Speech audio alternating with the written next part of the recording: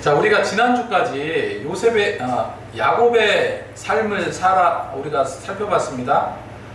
오늘 사실은 계속 이어지는 말씀이에요. 계속 이어지는 말씀이지만 굳이 제가 인물을 타이틀로 건 이유가 있습니다. 사람 이름, 그 스토리 중심으로 말씀을 살펴보는 건데, 사람은 다 각기 다르거든요. 성품이 다르고 성격도 다르고 살아가는 방식도 다르고 추구하는 것도 다 달라요. 그런데 중요한 건 뭐냐면 그 다름 속에서 하나님은 어떻게 역사하십니까? 똑같이 역사하셔요. 예를 들어서 내가 성격이 급하면 거기에 맞춰서 하나님께서 역사해 주시기도 하고 또 바꿔주시기도 하고, 또 성격이 느긋하고 또 이런 사람은 또 거기에 맞춰서 하나님이 이끌어 가는 거죠.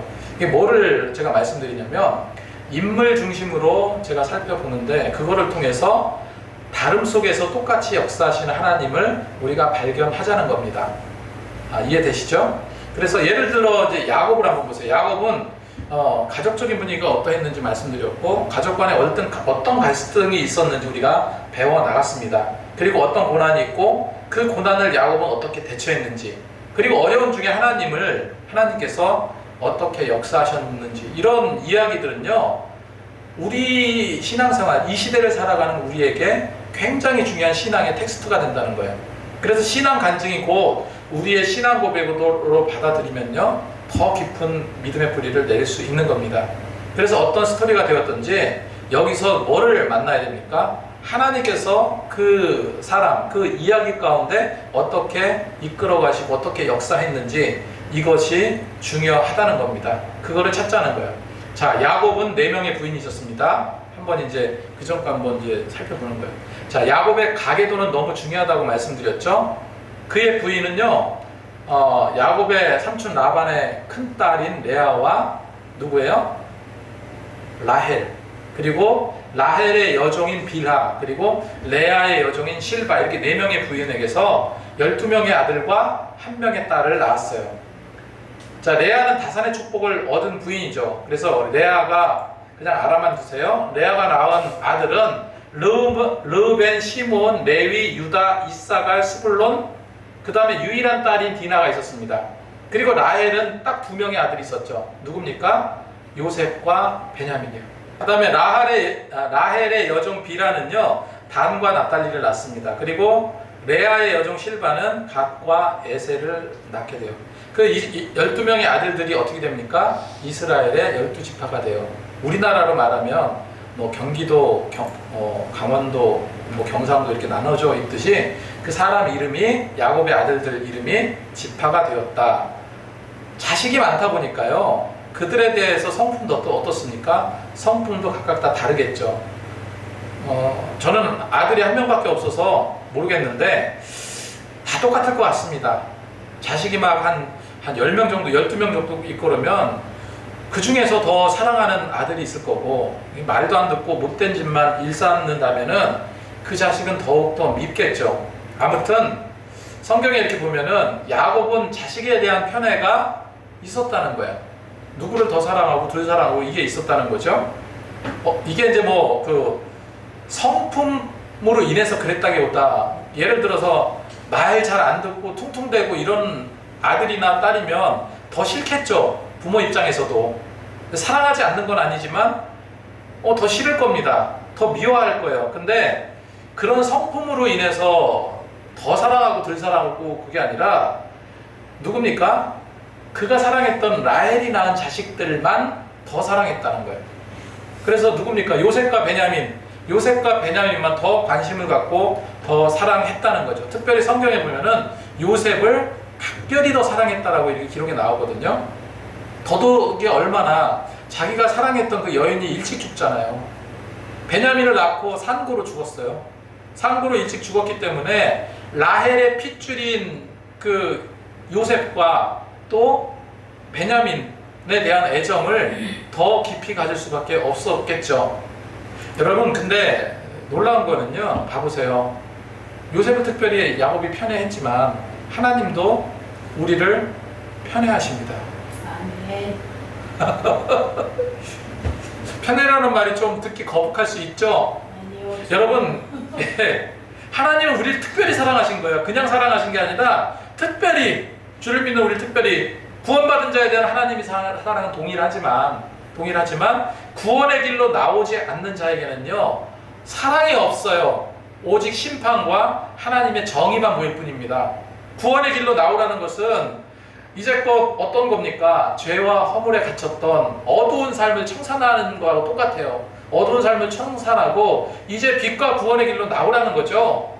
그래서 하나님은 많은 사람들이 구원의 길로 나오기를 원하신다 성경은 말하고 있습니다. 그래서 우리는 하나님으로부터 은혜 받고 구원받은 자, 구별된 자예요. 그래서 우리는 뭘 받고 있습니까? 편애를 받고 있어요.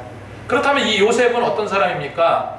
12아들 중에서 중심 인물이에요. 사실은 제가 창세기는 천지창조하고 그렇게 쭉 사람들이 번성해 나가다 노아 심판으로 끝나고 그 다음에 족장 3명으로 창세기는 끝납니다. 누구예요? 아브라함, 이삭, 야곱, 요셉. 그럼 창세기 끝나요. 제가 그래서 야곱의 이야기를 먼저 하지 않고 아브라함의 이야기를 먼저 할까 했어야 되지 않았나 이런 생각도 하기도 하는데 아무튼 오늘 이제 이어서 요셉의 이야기로 넘어가는 겁니다. 성경의 분량을 봐도 아브라함이 이삭보다 또 더 많은 이제 분량이 할애되어 있고 그래요. 자, 어쨌건 요셉이라는 그 인물을 우리가 이제 살펴보기 원하는데 요셉은요 삶의 전체 어떤 그런 과정을 보면 예수 그리스도의 고난과 승리의 그 과정과 겹쳐 있어요. 그래서 보통 요셉의 삶을 예수 그리스도의 어떤 그림자를 보여준 거다라고 이제 이야기를 많이 합니다. 요셉의 이름의 뜻은요 하나님께서 더하신다 이런 뜻을 가지고 있어요. 네, 하나님이 더하신다. 그래서 요셉 이야기를 살펴보면 언제 봐도 감동적이에요. 어렸을 때 주일학교 다닐 때 다윗과 골리앗 싸우는 이야기 옛날에 융판 자료로 이렇게 선생님이 재밌게 해줬어요. 이렇게 놓고 저는 이제 삭개오 이야기 너무 재밌게 완전 그 선생님 와서 막 이렇게 흉내 내가면서 그 삭개오 있죠, 삭개오 키 조그만 삭개오 막 이렇게 낮춰가지고 막 이렇게 흉내내고 그 융판을 하나 딱 떼다가 나무에 올라가다가 키가 작아서 똑 떨어지고 또 올라가다 똑 떨어지고 막 이런 거 흉내내는데 어렸을 때 애들이 깔깔깔 웃으면서 저도 너무 재밌었어요. 이렇게 그 융판 자료를 이렇게 해주는 게. 그리고 요셉 이야기도 마찬가지입니다. 애들이 굉장히 좋아하는 이야기예요. 애들이 굉장히 좋아하는 성경 그 이야기입니다. 자, 요한이라는 이름과 더불어서 요셉이라는 이름도 굉장히 많죠. 지은 이름에서. 자, 그러면 요셉은 어떤 사람이었을까? 우리가 이제 기본적으로 한번 좀 살펴보기 원하는데 요셉은 첫 번째로 꿈의 사람이었습니다. 실제로 꿈을 많이 꾸기도 했어요. 그리고 꿈을 해몽하는 특별한 하나님의 은사가 있기도 했습니다. 그런데 그 꿈이라는 거는 그 꿈을 얘기하는 거라기보다 물론 그런 꿈을 해석하는 것도 있지만 요셉의 꿈이라는 것은요 하나님을 향한 비전이에요. 하나님을 향한 꿈입니다. 그래서 그 비전을 성취해 나가는 그런 과정을 정말로 드라마틱하게 성경은 그려져 있다는 거죠. 그래서 미워하는 형들이 들에서 일을 할 때 그 어린 그 요셉이 도시락을 싸들고 그에게 갔을 때 저 멀리에서 도시락을 싸들고 오거든요. 형들이 그 요셉을 가리켜서 뭐라고 말합니까? 저기 봐, 저기 저 꿈쟁이가 온다. 저기 꿈꾸는 자가 오는도다 했습니다. 꿈꾸는 자가 오는도다. 꿈꿀 줄 아는 사람은요 꿈을 이루게 돼요. 비전을 품은 사람은요 하나님의 비전을 성취해 나갑니다. 그 비전이 있기에 어떤 환경과 어려움도 극복할 수 있었던 거예요. 여러분, 꿈이 없으면요 아무것도 되지 않습니다. 마음이 방황하는 거예요. 만약에 꿈이 있고 하나님의 은혜가 넘치고 미래에 대한 명확한 목표가 있는데 우울증에 빠질 수 있습니까? 빠질 수 없어요. 뭐 그냥 공황장애에 올 수는 있겠지 너무나. 하지만 꿈과 비전이 있는 사람은 어디 가나 승리합니다. 우리 정말로 하나님의 꿈과 비전을 높이 세우길 원합니다. 우리 비전 컨퍼런스 가가지고 거기서 뜨겁게 좀 기도 좀 하고 뜨겁게 또 성령의 충만함을 좀 받고 와가지고 그렇게 해서 우리 한번 이게 그간 다운됐던 그 모든 신앙을 다시 끌어올리자라고 얘기를 했습니다. 자극이 필요해요. 어느 정도. 우리에겐 어느 정도 자극이 필요합니다. 자, 두 번째로 요셉은 고난을 극복한 자예요. 요셉이 구덩이에 파묻혀서 뭐라 그래요? 생매장 당할 뻔한 나이가 17살이에요. 17살. 그 17세부터 시작을 해서 30세까지 고난의 고난을 겪어왔습니다. 고통의 고통을 겪어왔어요. 역경 속에서 역경으로 엮이기만 한 그의 삶일 줄 알았어요. 그죠? 그런 고통 속에도 요셉은 어떻습니까? 하나님의 비전을 믿었어요. 하나님의 꿈을 잃지 않았다는 거예요. 하나님께서 함께 하셨기 때문에 요셉에게는요, 늘 기쁨이 끝나지 않았습니다. 감옥에서도, 보디발의 집에서도요, 요셉이 가 있는 곳은 항상 뭐로 바뀝니까? 은혜로운 장소로 바뀌어요. 우리 기쁨의 교회가 이 주변에 정말로 하나님의 은혜로 충만한 그거를 바꿔놓는 교회가 됐으면 좋겠습니다. 세 번째로 요셉은요, 참 순결한 사람입니다. 17살 젊다기보다 어린 나이죠. 어린 나이에 보디발의 아내가, 젊은 아내가 유혹을 합니다. 그리고 너무 직설적으로 이야기하죠. 나와 동침하자, 그렇게 이야기합니다. 남편이 어디 갔을 때 나와 동침하자. 그때 요셉은 어떻게 말합니까? 나는 하나님을 믿는 자인데 하나님을 믿는 내가 어떻게 그렇게 행할 수 있겠습니까? 하면서 거절해요. 옷을 그냥 뿌리치고 도망가 버리잖아요. 여러분, 하나님의 성결함을 잃지 않았습니다. 요셉은 어떤 사람이에요? 성품 자체가 성결한 사람, 순결한 사람입니다. 그걸 우리가 알 수 있다는 거예요. 자, 네 번째로 요셉은요, 하나님의 신이 감동한 사람이에요. 그래서 성경은 요셉을 하나님과 함께한 사람이라고 표현하고 있어요. 하나님과 함께 했다는 건 뭐예요? 하나님과 동행했다, 하나님과 같이 걸었다, 하나님과 함께 살았다. 누가요? 요셉이. 그래서 형들은 요셉을 무척 시기하고 질투했어요. 근데 그랬던 이유 중에 가장 근본적인 게 아버지의 편애가 있었겠죠. 부지불식간에 요셉은요, 아버지의 특별한 사랑을 받는다는 그 의시됨이 없진 않았을 거예요. 어린 나이기 때문에. 그래서 형들에 대한 거만함도 자리 잡고 있었을 수도 있어요. 그 거만함이 어디서 나오겠습니까? 사실은 편애에서 나오는 겁니다. 편애는 아이들에게 가장 큰 고통일 수 있어요. 지금 그러니까 옳지 않은 겁니다. 그런데 우리가 하나님의 비전의 관점을 보면 또 다르게 해석할 수는 있어요. 그런데 가족의 사랑에는 편애가 불화의 원인이 되는 경우를 많이 봐요. 예전에 몇 년 전인가 그 평택에서 아내가 남편을 죽였어요. 그 아내가 남편을 죽여가지고 경찰서에 이제 잡혀왔어요. 그때 왜 남편을 죽였냐 그랬더니 이제 재혼한 부부예요. 재혼한 부부인데 아내가 자식을 이렇게 데리고 왔나 봐요. 그런데 죽인 이유가 뭐냐면 남편이 우리 자식을 너무 사랑하지도 않고 관심도 없고 너무 자기 자식만 편애하고 그래서 화가 나서 죽였다는 거예요. 충분히 있을 수 있는 일이에요. 그렇다고 사람을 죽이진 않겠지만 그렇게 해서 죽이는 이유가 그거래요. 여러분, 편애하는 이유, 창세기 37장 2절 3절에 요셉은 노년에 얻은 아들이므로 이스라엘이 여러 아들들보다 그를 더 사랑하므로, 여기서는 이스라엘이라고 나왔습니다. 이거 이스라엘을 이야기하는 게 아닙니다. 여기서는 야곱의 다른 이름이 뭐예요? 하나님께서 너는 내가 다시는 너를 야곱이라 부르지 않겠다, 이스라엘이라 부르겠다 했어요. 근데 뭔가 조금 더 성경에서 이스라엘이라고 표현되는 것은 뭔가 조금 공적인 그런 상황이 있을 때 이스라엘이라는 이름을 넣는다고 그래요. 그러니까 여기서 이스라엘은 야곱을 말하는 겁니다. 그러니까 이스라엘이 여러 아들들보다 그를 더 사랑하므로 그를 위해 채색 옷을 지었더니 아버지가 형들보다 그를 더 사랑함을 보고 그들을 미워하여 그에게 편하게 말할 수 없더라. 이렇게. 그러니까 원인이 딱 나오잖아요. 요셉을 미워한 이유가 나옵니다. 두 번째로 요셉이 형들의 잘못을 늘상 아버지에게 일러 바쳤어요. 형들이 미운 짓을 하면은 따라가가지고 아버지한테 형들이 이런 나쁜 짓을 했어요. 이제 많이 일러 바쳤겠죠. 그러다 보니까 더욱더 미워했던 겁니다. 2절 하반절에 그는 누구죠?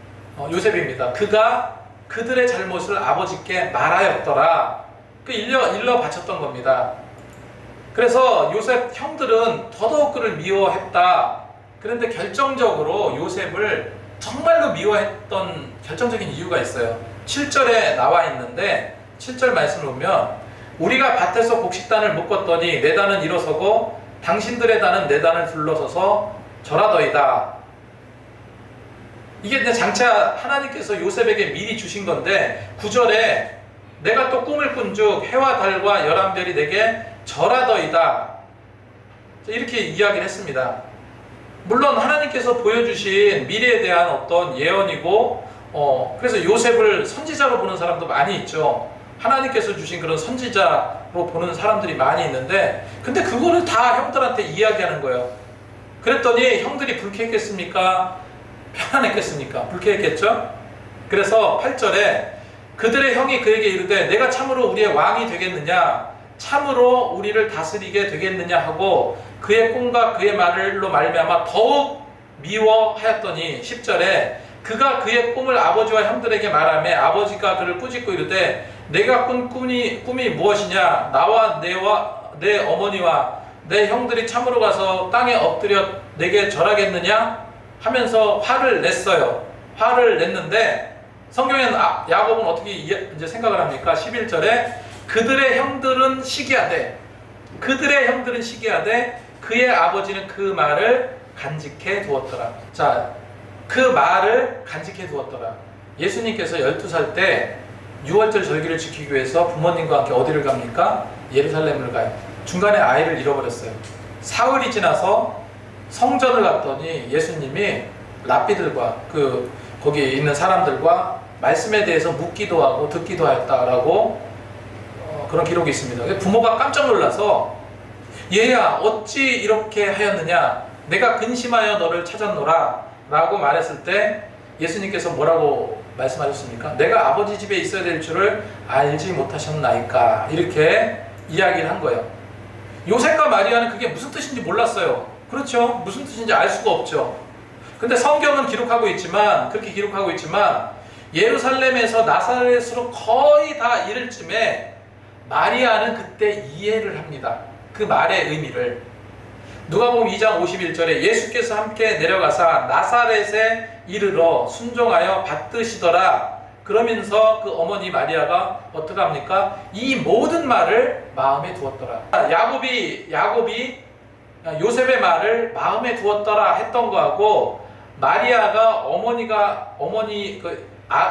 소년 예수의 말을 마음에 두었더라 같은 맥락이에요. 하나님의 말씀도요 우리가 마음에 잘 간직해둬야지 은혜가 되고 믿음의 뿌리가 되는 겁니다. 그러지 않아도 세상에 말씀을 많이 잃어버리는데 어떻게 됩니까? 우린 계속해서 잘 채워야 돼요.